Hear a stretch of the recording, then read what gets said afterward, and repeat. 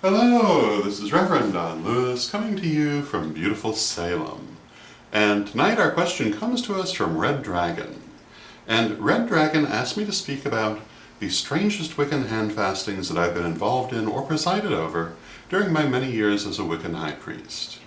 And my answer to this is likely to be disappointing to some people because although I've either presided at or attended a great number of handfastings, they have not really been particularly strange or unusual. Most of them have followed a theme that would be recognizable in many other religions, and usually they have been rather laid back. Some have been quite formal. They do run the gamut in that respect, but nothing that would be particularly outre compared to weddings in other religions. I have presided over a number of handfastings for same-sex couples, including long before the law recognized same-sex weddings. I have also presided over handfasting for triads. So I suppose in that sense you might consider that unusual depending on your background. But those ceremonies too were very straightforward, very ordinary by the standards of most wedding ceremonies.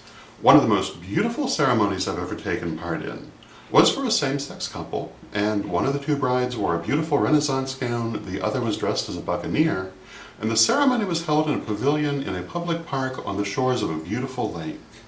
And each of the two ladies came down the trail along the sides of the lake with their attendants, met in the center and entered the pavilion, which was a beautiful beginning to a very, very beautiful and evocative ceremony, and one of the more memorable ones. Another one that's very memorable to me is the wedding of Rihanna and Bert. And you can see photos of that at Correllian.com under the Adventures page. Beautiful ceremony that involved many of our Correllian high clergy.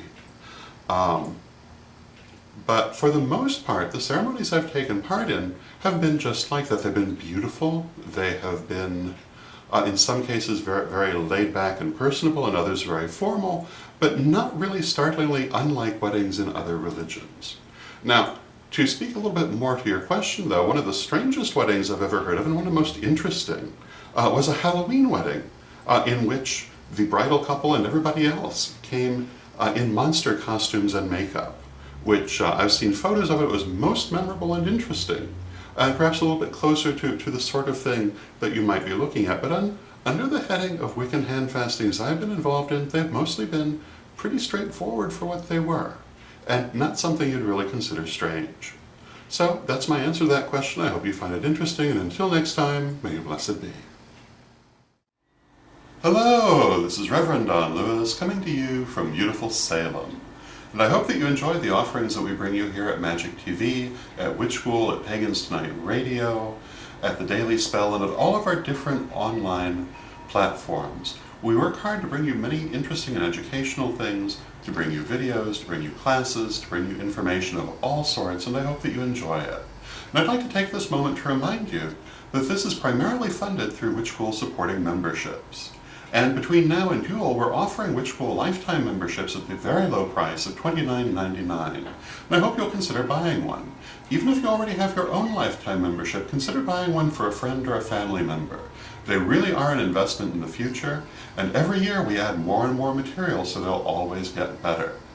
So I hope that you will consider that, and until next time, may you blessed be.